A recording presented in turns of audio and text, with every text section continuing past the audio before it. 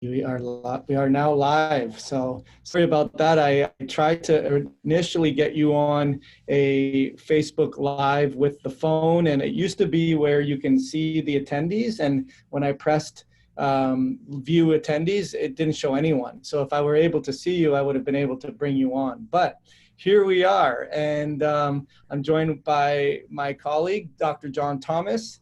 And we are going to be showcasing our exciting announcement with the Perfect Storm seminar and how it can benefit people that are exhausted and burnt out, like the people that would subscribe to this page. So yeah, I mean, why don't you just sort of give us an introduction from your standpoint, John, on how we got to where we are right now with this. Yeah.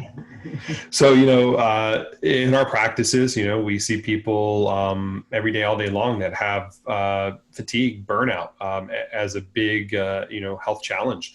And so it's kind of what we do with our patients and our clients, where we kind of look at these genetics predispositions, as well as these epigenetic stressors that are mechanisms that create chronic fatigue. And so with that, we decided with some of the other things we've been doing is, hey, let's throw together a summit and let's start interviewing some of the key experts out there and kind of get like different takes and on different factors that kind of play into what we call this perfect storm of how those genetic factors combine with those epigenetic stressors that cause those health challenges. And so that's kind of how this perfect storm summit evolved, is really saying, all right, hey, let's do a one-day summit and get a couple of people. Now it turned into a 3-day summit with 16 amazing speakers and amazing concepts that really are going to give a lot of insight and a lot of education and tools to a lot of people out there that struggle and have maybe a couple things that haven't been on the radar that a speaker may touch on that is going to be on their radar, that may be the missing piece that really changes their quality of life. And so it's something that very excited, and it's something that's here. This is something that's airing June 5th through June 7th, and it is something that is free to watch, to get over 18 hours of information.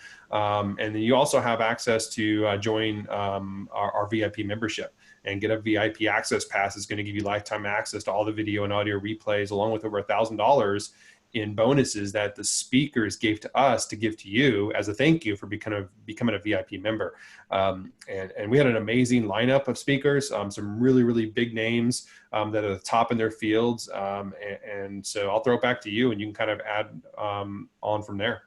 Yeah, no. So, and I get this question a lot, being the host of the Adrenal Fatigue Recovery Facebook page that people are watching this in.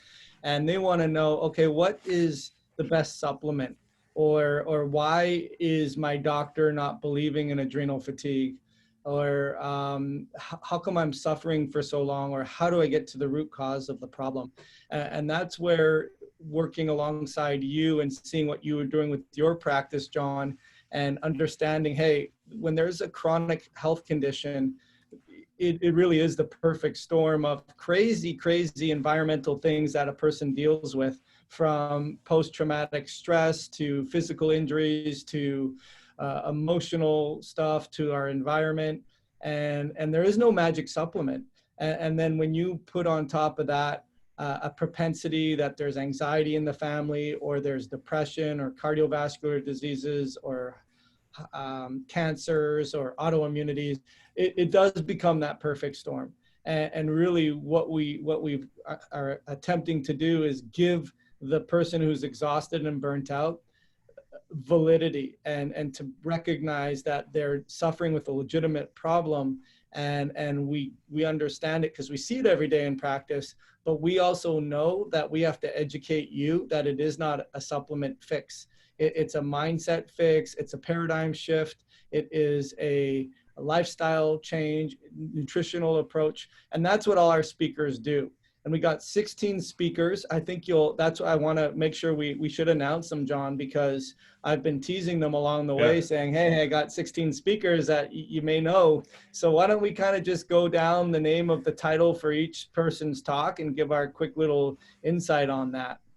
Yeah, so I think, I'll kind of talk about some of the first two speakers that I want to kind of just touch on, that kind of tying together, because they're, some of the biggest researches, especially in the genetic aspect, and kind of how that's evolved into that perfect storm. And so, we're fortunate to get Dr. Ben Lynch to join us and talk on, accessing our own genetic data and information. And is it something we should do or shouldn't do?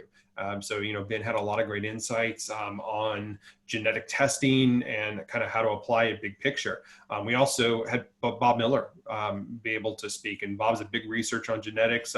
He's the creator of the genetic test that we both recommend to our patients. And he also sees patients and clients. And so, he's in the trenches. And so he joined us and talked about, how iron and mast cells create that perfect storm, specifically with, stressors like Lyme disease. So we were fortunate to be able to pick his brain and get a lot of insights into, some of these core genetic factors that he's seen in research that are big players, that if somebody has variants in, can be big hurdles in terms of recovery. So, out of the gate, those were two speakers that we were very fortunate to agree to, be part of this, because they are two pioneers in this nutrigenomic world.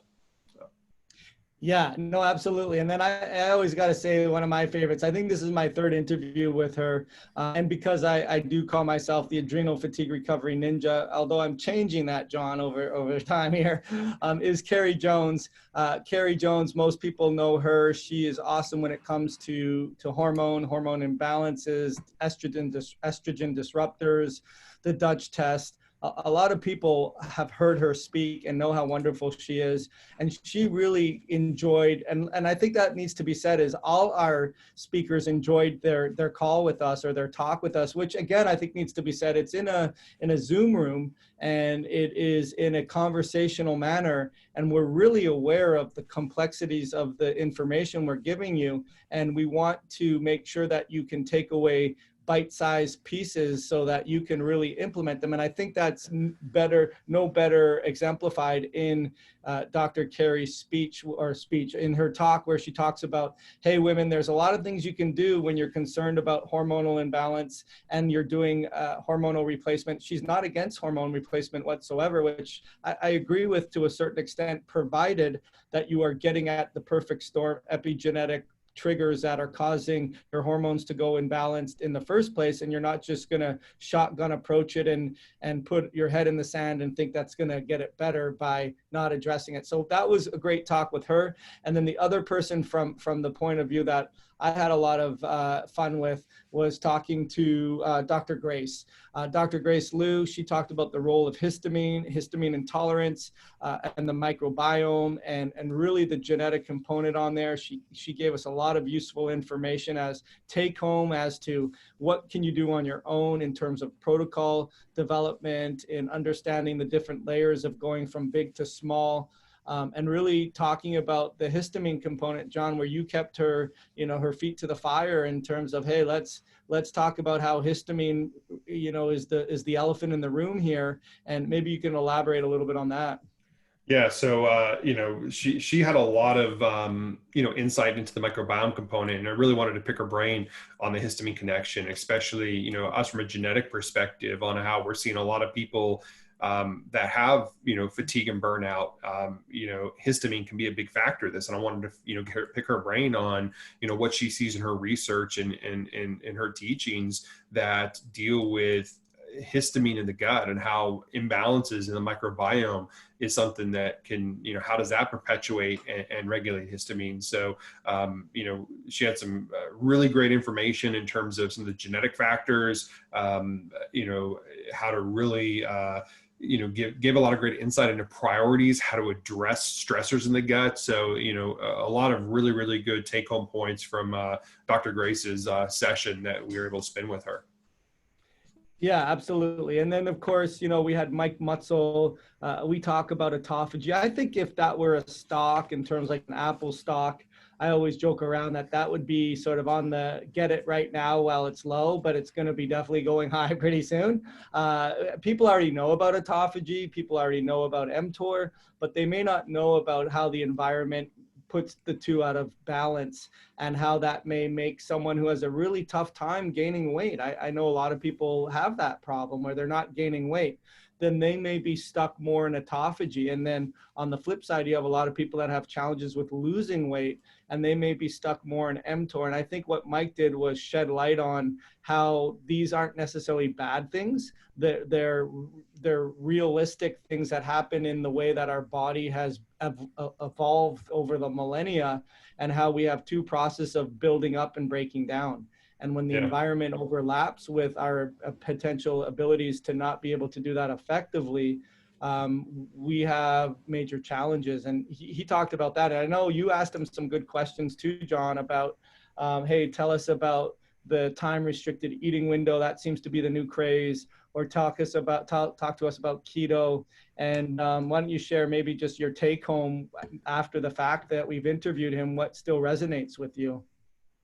Yeah, I think the biggest thing that, really resonated is where, and I hear this from patients all the time, is where they say, all right, I'm jumping in, I'm starting intermittent fasting, right? I'm doing that 16 to 8 window, and I'm not seeing any benefits. I'm not seeing any changes. All my friends are losing weight and feeling great, and me, I'm just kind of stuck. And he kind of made, that reality of like, look, you've had these poor lifestyle choices for a long time. You've had years and decades of poor lifestyle choices. You can't just jump in and expect 1 or 2 weeks of starting these intermittent fasting protocols is going to be that magic cure. It's almost like, yes, it's going to start peeling back the layers, stick with it, and you're going to peel back those layers of all of those lifestyle choices you made previously, and eventually get to the point where now the benefits of time restricted eating is going to benefit you the way that it should. So that was a really good take home point that, probably was one of my favorite kind of reminders from that standpoint, because a lot of times with patients, you put them on those things and it's like, okay, we're a month in and it's like, hey, there's slight improvements, they're slow going, but they've had these issues for decades, and just, healing does take time. And so it's a great reminder, even with things from a fasting side of things, you just got to stick with it. And he had a lot of great insight with that. And so you mentioned, the autophagy and mTOR that deal with weight loss. And so, to kind of piggyback on that, we were able to get Dr. Kelly Halderman to join us, and she talked about weight loss specifically, as well, but more specifically, that kind of genetic detox connection that deals with weight loss, talking about, phase 2.5 detoxification, the genetic factors that are key there. What are the dietary things that you should do to support your phase 1, your phase 2 detoxification? So, if you struggle with weight, and you're trying diet and you're killing it in the gym and you're not getting the changes, you definitely want to tune into her session, because she was there, she was tired, she has health challenges, and she took it upon herself to kind of follow these principles that she's researched over the years, and really it made huge gains in her health. She's really got a lot of great insight on metabolism, how it affects, or how it plays into genetics and detoxification.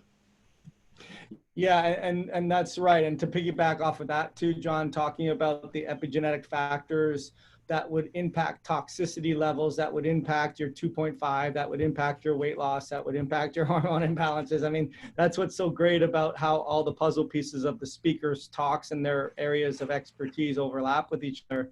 And that's where Dr. Christine Shoffner talks about heavy metals, the 3 buckets of environmental triggers of heavy metals, pesticides, and EMFs. And I know that's a big thing for people's radars nowadays, the 5G EMFs, maybe not so much the pesticides. But what's great is she works alongside Dr. Klinghardt, and probably a lot of people watching this have heard those names before. She was an all-star in our cast of all-stars. They were all amazing. And she really brought it in terms of energetic healing, really understanding those buckets, and really being able to get down to business and what you can do to take away from that. And then, of course, we introduced you to Robbie in terms of how to detox your body. Maybe give us some insights on what you learned and what the listener is going to learn from connecting the environmental dots to detoxing. Yeah, so Robbie was great because he really gave a lot of insight into the scientific components of certain modalities that people use for detoxification, specifically infrared technologies.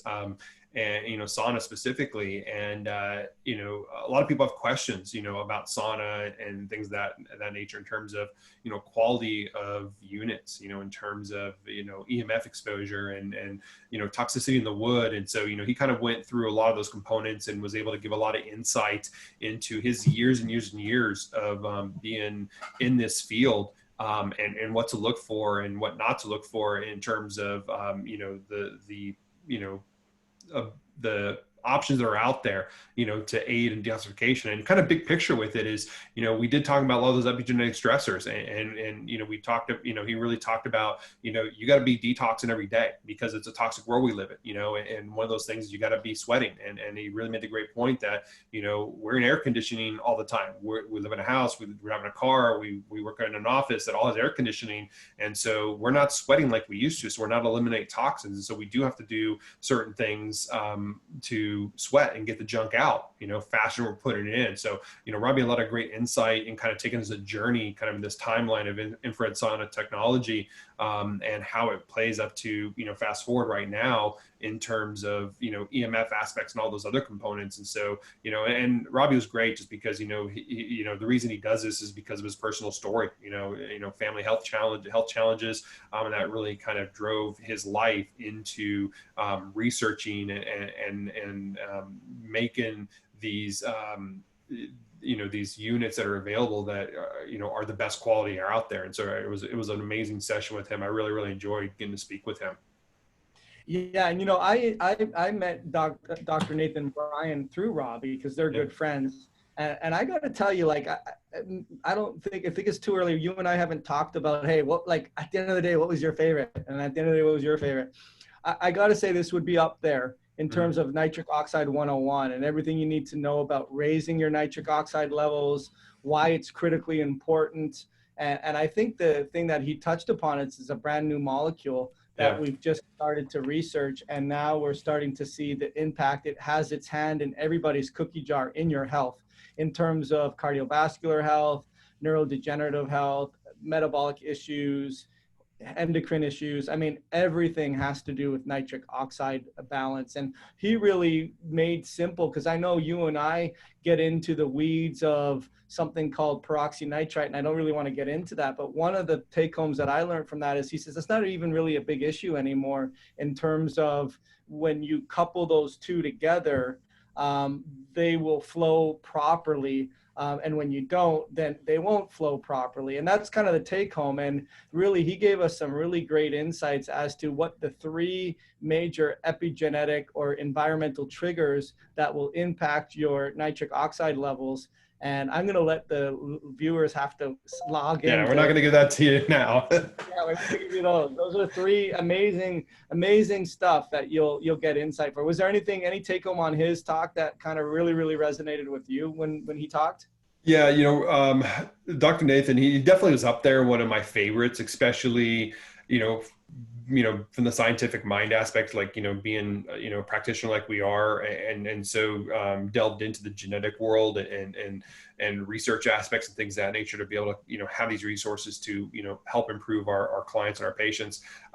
So, just there's the big picture with Dr. Nathan, you understand what nitric oxide is, how it affects the body, and just how it, really, at some level, it is a component to, every health challenge that somebody has, and it's just kind of one of those things to, make sure that it's on the radar, and that's something that, kind of big take home point is just, it's got to be on the radar, with any type of health challenge. So especially if somebody's got, fatigue aspects and burnout components, nitric oxide is definitely something that you need to, have as at least kind of an insight on how it's playing into, some of your health challenges. And so then kind of lean into that when you're talking about kind of, some of these stressors, we were fortunate to be able to talk to Susan Owens, on oxalates. And that was another one of my favorite talks because it was,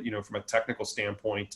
And I think that, big picture there's a couple stories like the nitric oxide with Dr. Bryan and oxalates with Susan Owens that, are a lot of times maybe big components that are not looked at and can be kind of things that are, deal breakers or roadblocks into why maybe somebody's not recovering. And Susan went through, a lot of her research.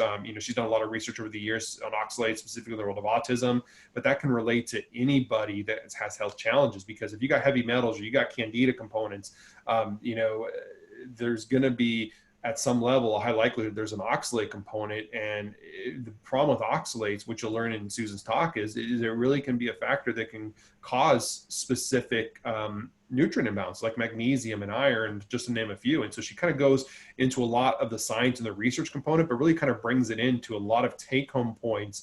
So I was really excited to listen to her. I had tons of questions. Like you mentioned, kind of a lot of light bulbs going off, taking a lot of notes. I could have asked her questions for hours, but a lot of really life-changing information in her talk that we had with her. Yeah, I mean, and the one that I had with her, which I just remembered as you were speaking, was the idea of the synergism and the inflammasome, and not really going into that terrain and expecting to reductionistically kill that, and the synergism is maintained. For example, antibiotic use, you go in there and you create a lot of die-off of certain microbes that were there, that were necessary. But from the alternative approach, when you look at oxalates and you see that candida levels are high, the research that she's shown has been that some of those candida spores have been helpful for being able to lower oxalates. So if you go in there, even with the kill approach of just doing antifungals that are holistic, that can turn around and make things worse, which makes this really difficult in terms of, when should I do this and when should I not do this? So that was a big help. That was a big takeaway for me. And then, of course, our buddy Eric. Eric is always a wealth of information. Dr. Eric Malkovich. He really, if anyone is, if you're watching this, then you have a hot thyroid component.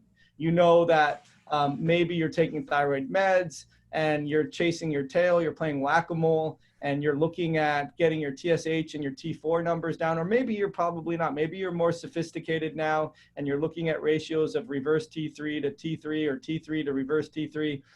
But I think the great thing with Eric is he talks about the body's ability to do what it should be with the information it's getting. And that doesn't necessarily mean that it's in an inappropriate response. There's more of an inflammation-driven challenge that makes the mechanics that happen at the cellular level a lot different than the mechanics that happen at the central level, meaning in English, you don't have a glandular problem yet, but you have a cellular problem, and doctors aren't telling you that. And really the surprising stat to me, John, which I was just reading over, was 90% of your thyroid has to be damaged before that TSH level rises above lab ranges, which is so it's not a starting point for care.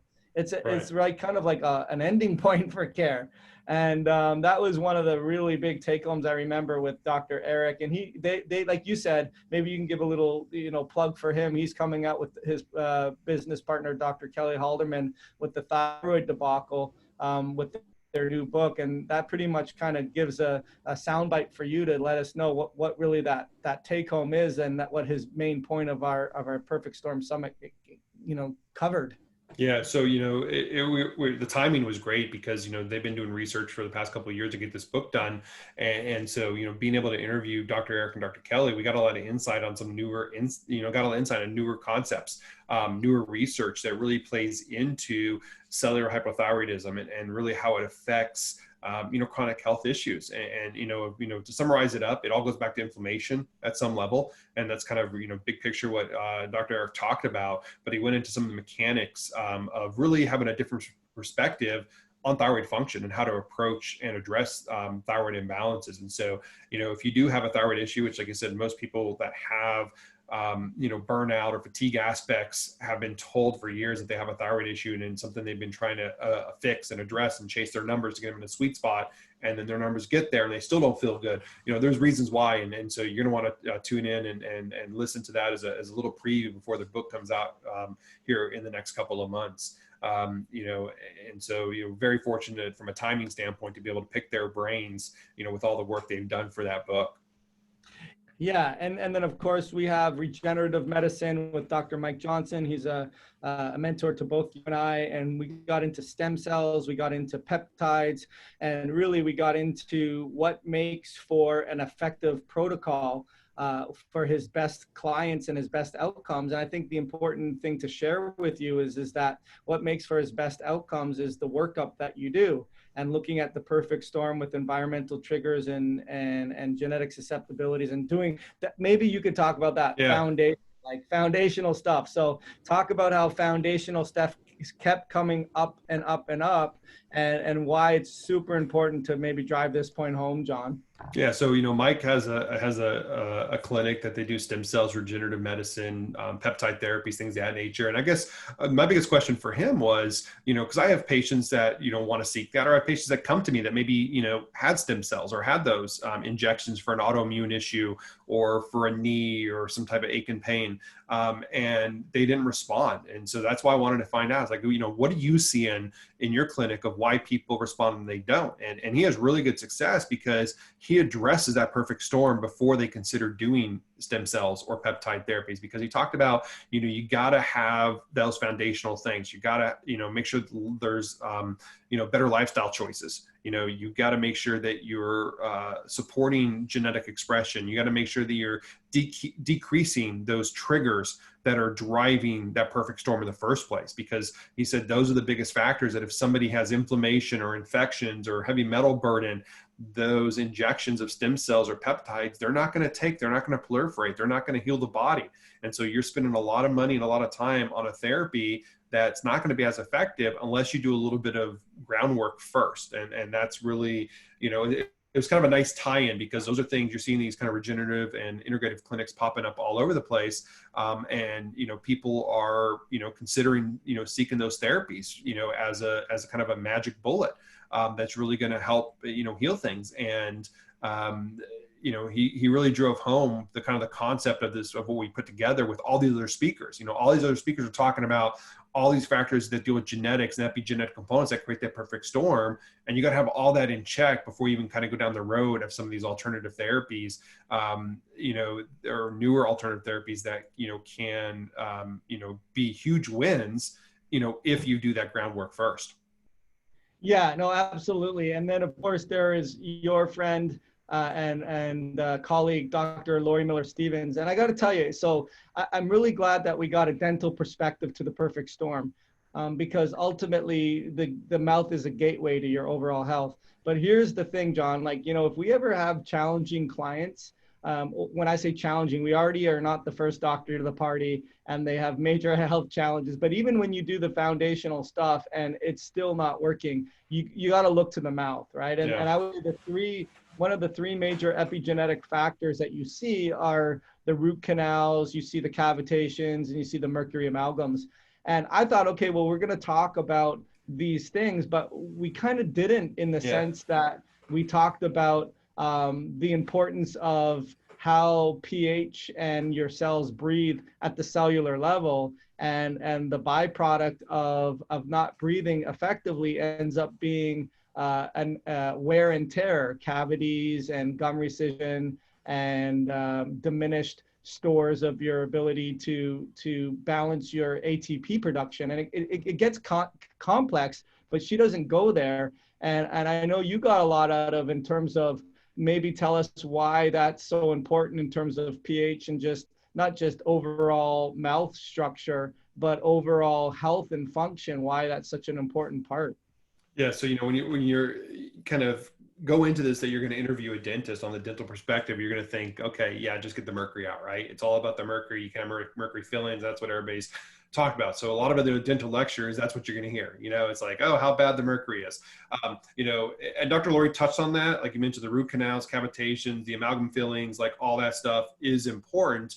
But she really wanted to kind of have a different perspective from this, because, really stating about what she's seen over the years and how she's seen more kids with decay. She's seen more adults with, what she called, kind of like elderly, gum lines in terms of recession aspects. And a lot of it she kind of figured out is due to, pH balance. And a lot of it deals with breathing techniques and some of those foundational things we take for granted, and how, improper breathing is going to change our pH and change mineral balance, which then can cause decay and some of these, things we see. And then from there, it leads to, inflammation processes, and then a lot of the other health challenges that people suffer with. So, I've known Dr. Laurie for years, and I've worked with, we work together with a lot of similar patients, and it was just nice to get her to come and spend some time with us, and give a little bit of perspective. And I know, like a lot of people are going to say, oh, that's a dental one, I'm going to skip over that session, but I strongly encourage,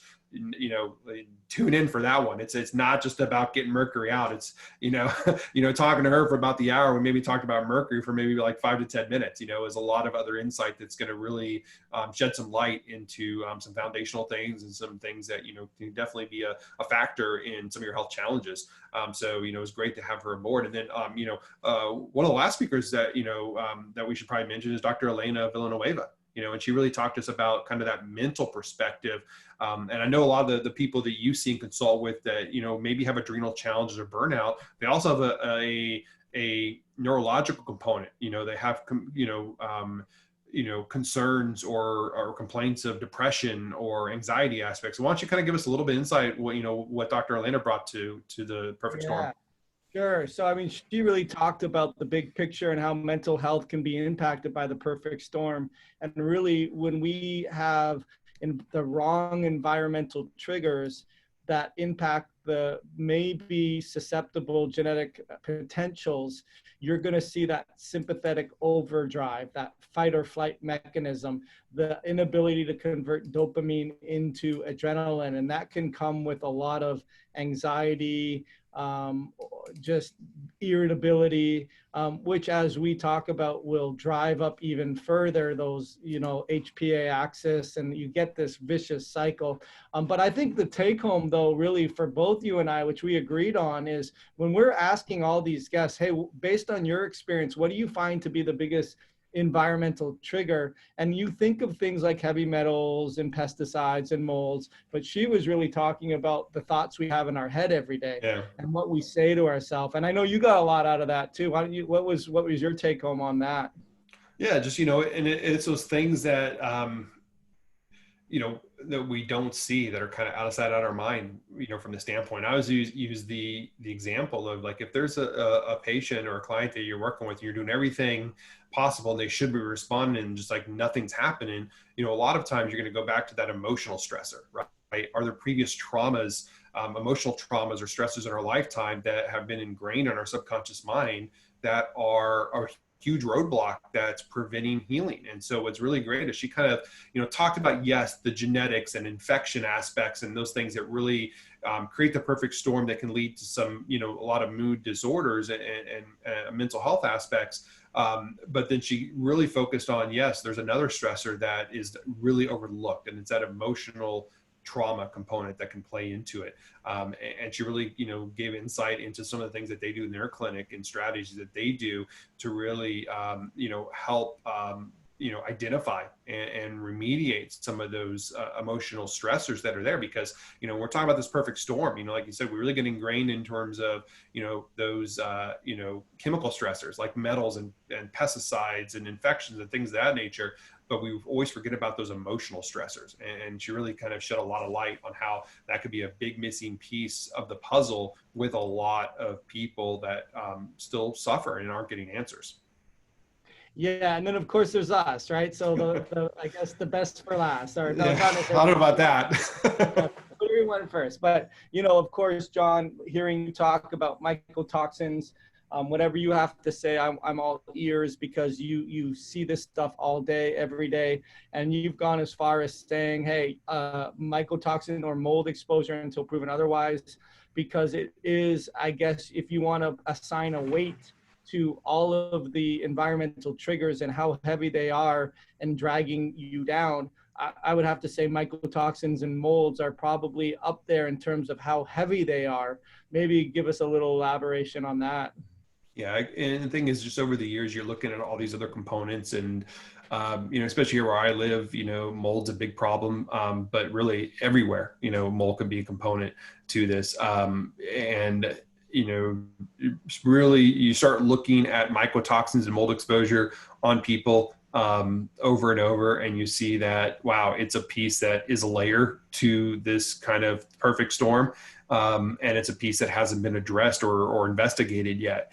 And we know from a standpoint of how detrimental these mycotoxins can be, or mold exposure can be to the body. We know especially the correlation to genetic factors. We know mold will affect specific genes that deal with the body's ability to regulate and clear inflammation, as well as genes that deal with glutathione production and preservation, and mold will really get in there and disrupt that. And it's almost like, if you got a mold exposure that's, ongoing, or previous mold exposure, and you still got some of those mold spores in your body that's creating those mycotoxins, it's a real uphill battle for your immune system to fight the fight against that next stressor coming in. And so, what I did is I just wanted to, talk about mold and talk about some of the key genes that somebody should look at, and really kind of stress that if, you're still suffering, you're still looking for answers, and mold hasn't been exhausted, it's something you definitely want to take a look at regardless of where you live. And, it's something I wanted to make sure we included in this Perfect Storm Summit, because I think it's a big missing piece that's not looked at, and not even on the radar for a lot of people. And with that, the last speaker was your talk, talking about, adrenals and HPA axis, and that, genetic connection to kind of this stress response and mast cell components, and how that plays into it. So why don't you give us a little bit of like a 20-second kind of blurb on, what you covered, and what people want to tune in, or why people want to tune into your talk. Yeah, a little teaser. And, the truth about adrenal fatigue is it just goes so much deeper. It's everything we've talked about up until now. Everything we've talked about with all the other speakers can be the reason why someone's exhausted and burnt out. But as it relates to the adrenals, we think about the HPA axis. And some of the terms we've heard is HPA axis dysfunction. And I don't think that's a deep enough explanation of what it does, because it's on a circadian rhythm.